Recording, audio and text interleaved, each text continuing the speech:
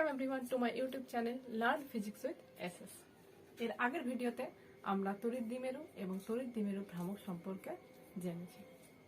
ঠিক আছে, কেউ যদি এর আগের ভিডিওটা দেখে না থাকো তাহলে তাড়াতাড়ি গিয়ে আগে ওই ভিডিওটা দেখো, তারপরে এই ভিডিওটা। ঠিক আছে, ওকে। তো তড়িৎ দ্বিমেরু পড়তে গিয়ে আমরা কি দেখেছিলাম যে তড়িৎ দ্বিমেরু কাকে বলবো? তড়িৎ দ্বিমেরু দুটি সমান এবং বিপরীতধর্মী তড়িৎ আধান পরস্পর থেকে একটা নির্দিষ্ট দূরত্বের থেকে যে সংস্থা গঠন করে তাকে আমরা কি বলেছিলাম? তড়িৎ দ্বিমেরু। ধরে নাও আমার কাছে দুটো আধান আছে, দুটো আধান পরস্পর থেকে একটা নির্দিষ্ট দূরত্বে, আধান একটা মাইনাস q আর একটা প্লাস q। আমরা আধান দুটোর মধ্যবর্তী দূরত্ব কত লিখেছিলাম? মধ্যবর্তী দূরত্ব 12, আর এটাকে ও বিন্দু দিয়েছিলাম, যেটাকে আমরা বলেছিলাম কি একটা তড়িৎ দ্বিমেরুর কেন্দ্র। কেন্দ্র থেকে এই পোর্শন সেম আর এই পোর্শনের দূরত্ব কি সেম। তো এটা এল, এটা এল, টোটাল আমাদের যে ডিস্টেন্সটা ছিল সেটা কত ছিল? তো এটাই বেসিক্যালি কি তড়িৎ দ্বিমেরু। দুটি সমান এবং বিপরীতধর্মী তড়িৎ আধান পরস্পর থেকে 12 দূরত্ব থেকে একটা সংস্থা গঠন করছে, যেটা তড়িৎ দ্বিমেরু। এবার তড়িৎ দ্বিমেরু পড়তে গিয়ে আমরা নতুন একটা ফিজিক্যাল কোয়ান্টিটি পড়েছিলাম, সেটা কি? সেটা তড়িৎ দ্বিমেরু ভ্রামক, ইলেকট্রিক ডাইপোল মোমেন্ট। ওকে, ইলেকট্রিক ডাইপোল মোমেন্ট সম্পর্কে আমরা বলেছিলাম যে ইলেকট্রিক ডাইপোল মোমেন্ট বেসিক্যালি একটা তড়িৎ দ্বিমেরুর যে স্ট্রেংথটাকে সেটা মেজার করে। ঠিক আছে, তো ইলেকট্রিক ডাইপোল মোমেন্টকে আমরা কি দিয়ে ডিনোট করছিলাম? পি দিয়ে। পি ইকুয়াল টু কি ছিল? যে কোনো একটি আধানের মান কিউ ইন্টু এদের মধ্যবর্তী দূরত্ব 12। আর আমরা এটাও দেখেছিলাম যে 12 এর একটা নির্দিষ্ট দিক আছে, অর্থাৎ তড়িৎ দ্বিমেরু ভ্রামকের একটা নির্দিষ্ট দিক আছে, আর এই দিকটা মাইনাস কিউ আধান থেকে প্লাস কিউ আধানের দিকে। তো ভেক্টর রাশি হিসেবে আমরা এটা লিখতে পারি পি ভেক্টর, এবং এল এর যা দিক পি এর দিকও সেম ছিল। আমরা বলেছিলাম যে 2lটা বা এলটা একটা ডিসপ্লেসমেন্ট মাইনাস কিউ থেকে প্লাস কিউর দিকে। ওকে, আচ্ছা, তো আমরা পড়েছিলাম P vector equal to Q into 2l vector. আমরা এটাকে একটু সাজিয়ে লিখব। পি ভেক্টর ইকুয়াল টু আমরা কি লিখব? 2ql, এটার মানটা, এবং একটা ইউনিট ভেক্টর নিব যেটাকে আমরা লিখব পি ক্যাপ। লিখতে পারি তো? আমরা ভেক্টরে শিখেছি এ vector equal two A into A cap. তো পি ভেক্টরটার মান 2ql, আধান ইন্টু মধ্যবর্তী দূরত্ব, আর ডিরেকশনটাকে একটা ইউনিট ভেক্টর, এটাকে পি ক্যাপ হিসাবে আমরা ধরেছি। এই ফর্মুলাটা আমরা আজকে যে ফার্দার যে টপিকগুলো ডিসকাস করবো সেখানে কি এটা আমরা ইউজ করব।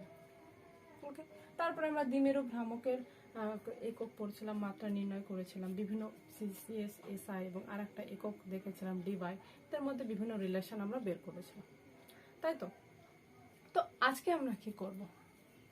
আজকে আমরা একটা তড়িৎ দ্বিমেরুর জন্য তার অক্ষের ওপরে কোনো একটা বিন্দুতে তড়িৎ ক্ষেত্র প্রাবল্যের মান কতটা হয় সেটাকে কি নির্ণয় করব। ওকে, আমরা এর আগের ভিডিওতে বলেছিলাম যে একটা তড়িৎ দ্বিমেরুর মোট আধান 0, কিন্তু দ্বিমেরুর দ্বারা সৃষ্ট তড়িৎ ক্ষেত্র কিন্তু কখনো 0 নয়। ওকে, তো আমরা এটাই বের করব যে একটা তড়িৎ দ্বিমেরুর জন্য, একটা তড়িৎ দ্বিমেরুকে আমি এঁকেছি, নাম দিয়ে দিই, এটাকে মাইনাস কিউ আর এটা প্লাস কিউ। তো এই তড়িৎ দ্বিমেরুর জন্য তার অক্ষের উপরে কোন একটা বিন্দুতে, ধরে নিচ্ছি এম বিন্দুতে, তড়িৎ ক্ষেত্র প্রাবল্য ই এর যে মানটা কতটা সেটা আমাকে কি নির্ণয় করতে হবে। বেসিক্যালি আমাদের টপিক অফ ডিসকাশন এটাই কি, যে তড়িৎ দ্বিমেরুর উপরিস্থিত কোনো বিন্দুতে তড়িৎ ক্ষেত্র প্রাবল্য, অ্যাকচুয়ালি উপরিস্থিত না হয় অক্ষের উপরিস্থিত, তড়িৎ দ্বিমেরুর অক্ষের উপরিস্থিত কোনো বিন্দুতে তড়িৎ ক্ষেত্র প্রাবল্য, electric field intensity at a point on the axis of a dipole.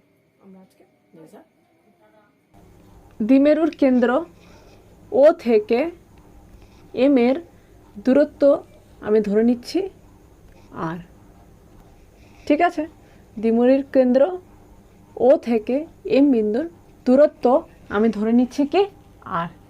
এবার আর কেন, কারণ আর এখানে একটা ভ্যারিয়েবল। দেখো এই এম বিন্দুটা এই অক্ষের উপরে যে কোনো জায়গায় হতে পারতো, এদিকে কিংবা যে কোনো জায়গায় এদিকেও কি হতে পারতো। তো আরটা এখানে কি ভ্যারিয়েবল হিসেবে ইউজ হচ্ছে, এই জন্যই আমরা ধরে নিচ্ছি যে কেন্দ্র যে বিন্দু আছে সেখান থেকে যে এম বিন্দুর দূরত্ব সেটা কি, সেটা আর। তাহলে এবার বলো যে মাইনাস কিউ আধান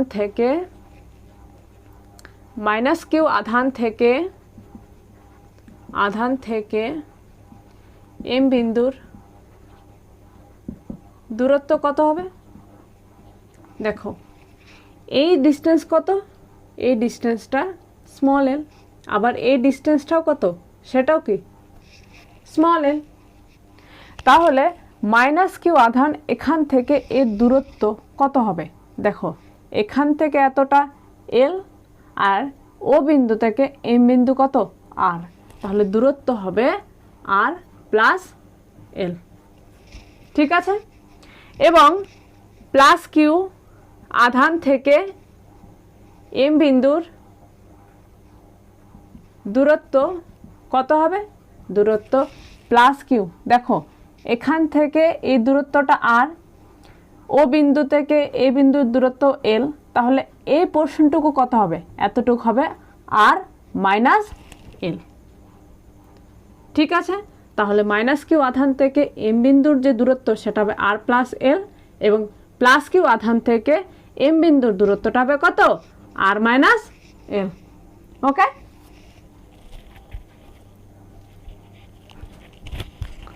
আচ্ছা এবার ধরা যাক যে দ্বিমেরুটি কে পরাবৈদ্যুতিক ধ্রুবক বিশিষ্ট একটি মাধ্যমে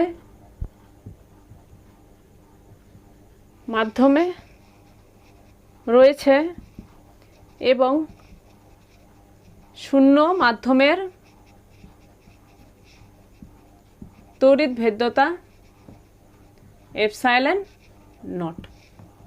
ঠিক আছে, এই যে দ্বিমেরুটি কে পরাবৈদ্যুতিক ধ্রুবক বিশিষ্ট একটা মাধ্যমে আছে এবং শূন্য মাধ্যমের তড়িৎ ভেদ্যতা কত, এপসাইলন নট। তো বেসিক্যালি এই দ্বিমেরুর জন্য এম বিন্দুতে লব্ধি তড়িৎ ক্ষেত্র প্রাবল্য নির্ণয় করার জন্য আমরা এখানে সুপারপজিশন প্রিন্সিপাল অর্থাৎ উপরিপাতের নীতির উপয়োগ করব। আমরা মাইনাস কিউ আধানের জন্য এম বিন্দুতে তড়িৎ ক্ষেত্র প্রাবল্যের মান কত হবে সেটা বের করব, এবং প্লাস কিউ আধানের জন্য এম বিন্দুতে তড়িৎ ক্ষেত্র প্রাবল্যের মান কত হবে সেটা বের করব। এবং আমরা কি জানি যে তড়িৎ ক্ষেত্র প্রাবল্য একটা ভেক্টর রাশি। এবার এখানে নেট তড়িৎ ক্ষেত্র প্রাবল্য বের করার জন্য আমরা যে দুটো তড়িৎ ক্ষেত্র প্রাবল্য বের করছিলাম তার কি করব, সুপারপজিশন প্রিন্সিপাল অ্যাপ্লাই করে আমরা সেটাকে কি করব, ভেক্টর সাম করে দেব। যে অ্যান্সারটা বেরোবে সেটাই কি এম বিন্দুতে একটা তড়িৎ দ্বিমেরুর জন্য লব্ধি তড়িৎ ক্ষেত্র প্রাবল্যের মান। ওকে, আচ্ছা তো এবার নেট তড়িৎ ক্ষেত্র প্রাবল্য বের করার জন্য আমরা কি বললাম, মাইনাস কিউর জন্য এখানে তড়িৎ ক্ষেত্র প্রাবল্যের মান কত সেটা বের করব, প্লাস কিউয়ের জন্য এম বিন্দুতে তড়িৎ ক্ষেত্র প্রাবল্যের মান সেটা বের করব, তারপরে সেই দুটোকে কি করে দেব, ভেক্টর সাম। এখন মাইনাস কিউ আধানের জন্যে এম বিন্দুতে তড়িৎ ক্ষেত্র প্রাবল্য ই হলে আমরা ই লিখব না, E1 লিখব। ওকে, মাইনাস কিউ এর জন্য E1 এবং প্লাস কিউ এর জন্য এখানে E2। তাহলে E1 হলে আমরা E1 ইকুয়াল টু কি লিখতে পারি, 1/4 পাই কে এপসাইলন নট। কোন আধানের জন্য, মাইনাস কিউ আধানের জন্য, তাহলে শুধুমাত্র কি কিউ হবে। এবং কোন দূরত্বে? এই দূরত্বে। এই দূরত্বটা কত? আর প্লাস এল, তাহলে হবে আর প্লাস এল তার হোল স্কোয়ার। তাহলে মাইনাস কিউ আধানের জন্য এম বিন্দুতে তড়িৎ ক্ষেত্র প্রাবল্যের যে মানটা সেটা এইটা। ওকে, তো অভিমুখটাও লাগবে, কারণ ই তড়িৎ ক্ষেত্র প্রাবল্য কি একটা ভেক্টর রাশি। এবার মাইনাস কিউ আধানের জন্য আমরা তড়িৎ বলরেখা যখন পড়ছিলাম, তড়িৎ বলরেখার বৈশিষ্ট্য পড়েছিলাম যে একটা ঋণাত্মক বিন্দু আধানের ক্ষেত্রে বলরেখাগুলো কি হয়? অসীম থেকে এসে ওই বিন্দুতে বা ওই আধানে শেষ হয়। তার মানে মাইনাস কিউ আধানের জন্য এই বিন্দুতে তড়িৎ ক্ষেত্র প্রাবল্যের অভিমুখ কি হবে? অসীম থেকে এখানে। অতএব এর যে অভিমুখটা সেটা কি হবে? এই দিকে। এই দিকে হবে E1 ভেক্টর। তড়িৎ ক্ষেত্র প্রাবল্যের অভিমুখটা কি হবে? এই দিকে। মাইনাস কিউ আধানের জন্য তড়িৎ ক্ষেত্র প্রাবল্যের অভিমুখ হয় অসীম থেকে ওই বিন্দুতে এসে শেষ হয়, অতএব ওই আধানের অভিমুখী। তো এই ডিরেকশনটাকে আমরা বলতে পারি না M O vector. M O vector, এই দিক এম ও ভেক্টর।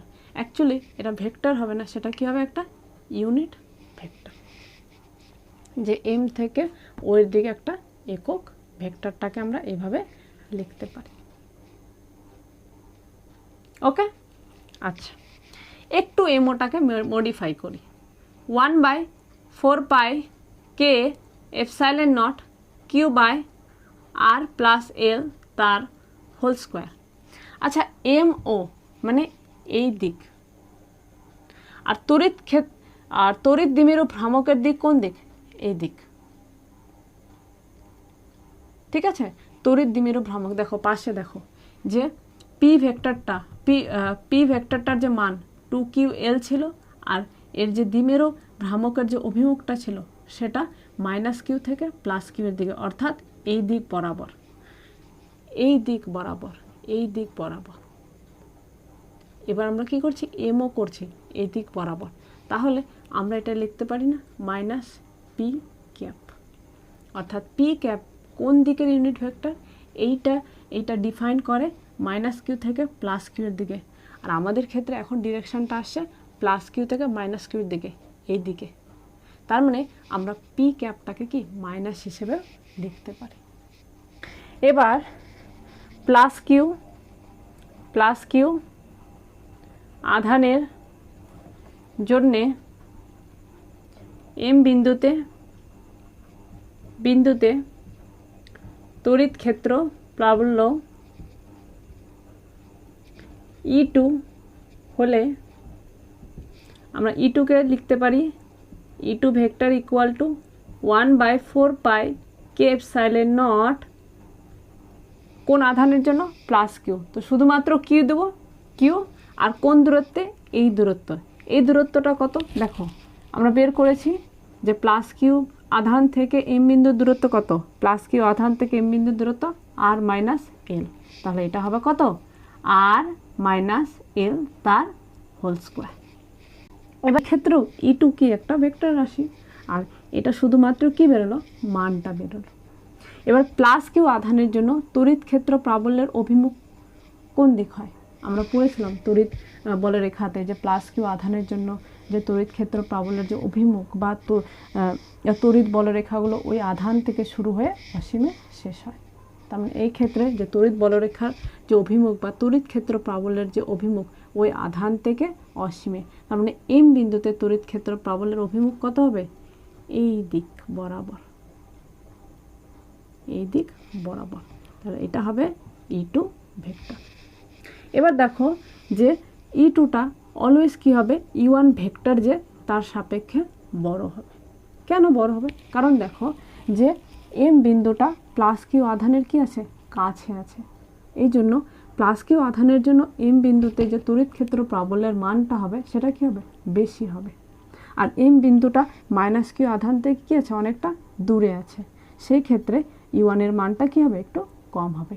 এই তাহলে দেখো এর অভিমুখটা তাহলে কি হবে? অভিমুখটা হবে এই দিক বরাবর, এই দিক বরাবর। আচ্ছা, এই দিক বরাবরটা এটাকে আমরা লিখতে পারি না ও এম। আমরা একক ভেক্টরটাকে কি লিখব? ও এম একক ভেক্টর। বা বেটার হয় দেখো ও এম এই দিক, এটা কার দিক ছিল? এটা ছিল তড়িৎ দ্বিমেরু ভ্রামকের দিক। অর্থাৎ এখানে ও এম না লিখে আমরা লিখব পি ক্যাপ, তাই না? কারণ দেখো মাইনাস কিউ আধানের জন্য যে দিকটা সেটা এই দিক, তড়িৎ দ্বিমেরু ভ্রামকের দিকটার অপোজিটে। আর প্লাস কিউ আধানের জন্য যে দিকটা সেটা কি? তড়িৎ দ্বিমেরু ভ্রামকের দিকের সাথে ইকুয়াল। এই জন্য কী হলো, এর আগেরটাতে মাইনাস পি ক্যাপ আর এটাতে কি পি ক্যাপ, প্লাস কি পি ক্যাপ। তাহলে দেখো আমরা এম বিন্দুতে মাইনাস কি এবং প্লাস কিউ আধানের জন্য যে তড়িৎ ক্ষেত্র প্রাবল্যের মানটা কি সেটা বের করে ফেলেছি। তো এবার কি করব? এবার জাস্ট E1 এবং E2 সুপারপজিশন প্রিন্সিপাল অ্যাপ্লাই করে এখানে লব্ধি ক্ষেত্র প্রাবল্য নির্ণয় করব। তাহলে এখানে লব্ধি ক্ষেত্র প্রাবল্য যদি, এটা মুছে দিলাম, ঠিক আছে? লব্ধি তড়িৎ ক্ষেত্র প্রাবল্য এবার এম বিন্দুতে দ্বিমেরুর জন্যে লব্ধি তড়িৎ ক্ষেত্র প্রাবল্য ই হলে উপরিপাতের নীতি অনুসারে আমরা কি লিখতে পারি? ই vector equal two E1 vector plus E2 vector. কোনো বিন্দুতে তড়িৎ ক্ষেত্র প্রাবল্য ইন্ডিভিজুয়াল আধানের জন্য বের করব, তারপর সে দুটোর কি হবে? ভেক্টর সাম করে দেব। সেটাই কি হবে? দুটো আধান অর্থাৎ তড়িৎ দ্বিমেরুর জন্য ওই বিন্দুতে লব্ধি তড়িৎ ক্ষেত্র প্রাবল্য। তো বেসিক্যালি আমরা কি করব? জাস্ট E1 এবং E2 ভ্যালুটা কি করে দেব? পুট করে দেব, তাহলেই হয়ে যাবে। আচ্ছা দেখো 1/4 পাই এপসাইলন কে epsilon naught 1/4 pi K epsilon not into Q, দুটোতে কমন আছে, তাহলে আমরা সেটা কমন নিয়ে নিই। Q by 4 pi K epsilon naught. তাহলে এবার বলো এই দুটোকে শুধুমাত্র কি করে দেবো? ভেক্টর সাম করে দেবো, তাতে কি হয়ে যাবে? ভেক্টর আছে দুটো। আচ্ছা, তো আমরা কি লিখব? Minus p cap by r plus এল তার whole square plus p cap by r minus এল তার হোল স্কোয়ার। ওকে, একবার চেক করে নি তোমরা এটা বোর্ডটা প্রপার দেখতে পাচ্ছ কি না।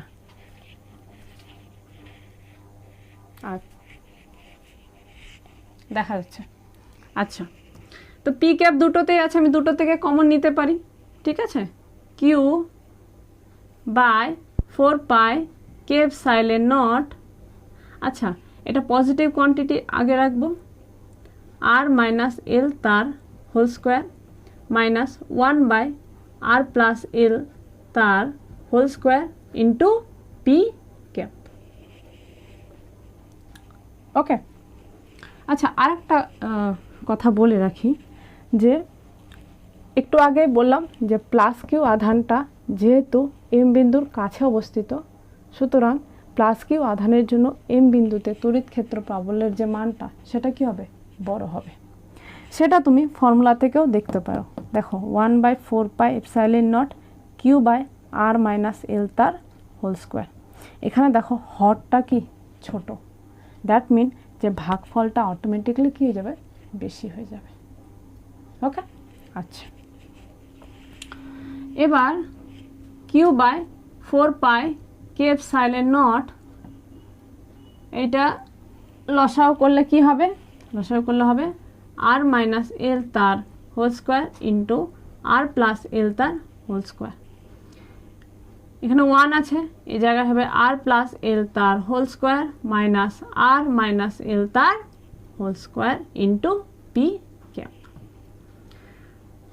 Q by 4 pi K epsilon naught, এটাকে তুমি যদি ক্যালকুলেশন করো তাহলে হবে 4 ইন্টু আর ইন্টু এল, আর নিচে হবে আর স্কোয়ার মাইনাস এল স্কোয়ার তার whole square into P cap. Q by 4 pi K epsilon naught, আচ্ছা এটা 4 আর এল, এটাকে আমি ভেঙে লিখতে পারি। ভেঙে আমি কি লিখব, 2l ইন্টু 2r, দেখো 2 দুগুণী 4, 4 আর এল, নিচে হবে আর স্কোয়ার মাইনাস এল স্কোয়ার ইন্টু পি ক্যাপ। ঠিক আছে, কিংবা দেখো 2ql, 2ql কে কি লিখতে পারি, 2ql কে আমরা লিখতে পারি কি পি, তড়িৎ দ্বিমেরু ভ্রামক। অতএব আমরা পেলাম ই ভেক্টর ইকুয়াল টু, আচ্ছা কিউএল 2ql এর জায়গায় আমরা কি লিখতে পারি, P into 2r into P cap by 4 pi K epsilon not R square minus L square তার হোল স্কোয়ার। দেখো পি এর মানটা আর পি ক্যাপ, এটাকে আমরা কি লিখতে পারি, পি ভেক্টর ইন্টু কি 2r by 4 pi K epsilon not R square minus L square into e vector. সুতরাং e vector equal to 2 p vector into r by 4 pi K epsilon not R square minus L square. ব্যাস এটাই হবে কি M বিন্দুতে লব্ধি তড়িৎ ক্ষেত্র প্রাবল্য। ঠিক আছে, আমরা বের করে ফেললাম এই ভ্যালুটা। এবার এর আগের ভিডিওটা যদি তোমরা দেখে থাকো তো সেখানে বলেছিলাম যে যখনই আমরা একটা দ্বিমেরুর জন্য কোনো একটা বিন্দুতে তড়িৎ ক্ষেত্র প্রাবল্য নির্ণয় করব, তখন আমরা লবে যে উপরের টার্মটা থাকবে সেটা কি থাকবে, দুটো আধানের মধ্যে যে কোনো একটি আধান ইন্টু তাদের মধ্যবর্তী দূরত্ব। দেখো সেটাকে কি বলছিলাম, পি বলছিলাম। যে একটা নির্দিষ্ট একটা আধানের জন্য তড়িৎ ক্ষেত্র প্রাবল্য বের করতে গেলে উপরের টার্মে থাকে কিউ ওই আধানটা, কিন্তু একটা তড়িৎ দ্বিমেরুর জন্য তড়িৎ ক্ষেত্র প্রাবল্য নির্ণয় করতে গেলে উপরের যে টার্মে সেটা কি থাকবে, সেটা থাকবে তড়িৎ দ্বিমেরু ভ্রামক অর্থাৎ পি। তাহলে একটা তড়িৎ দ্বিমেরুর জন্য তার অক্ষের ওপরে কোনো একটা বিন্দুতে তড়িৎ ক্ষেত্র প্রাবল্যের যে মান সেটা কত হবে, সেটা হবে e vector equal to 2 p vector into r by 4 pi K epsilon not R square minus L square, ও তার হোল স্কোয়ার হবে, তার হোল স্কোয়ার হবে। ঠিক আছে, এবার আমরা একটা স্পেশাল কেস করব, একটা বিশেষ ক্ষেত্র আমরা করব, স্পেশাল কেস একটা কনসিডার করব। ঠিক আছে, বিশেষ ক্ষেত্র।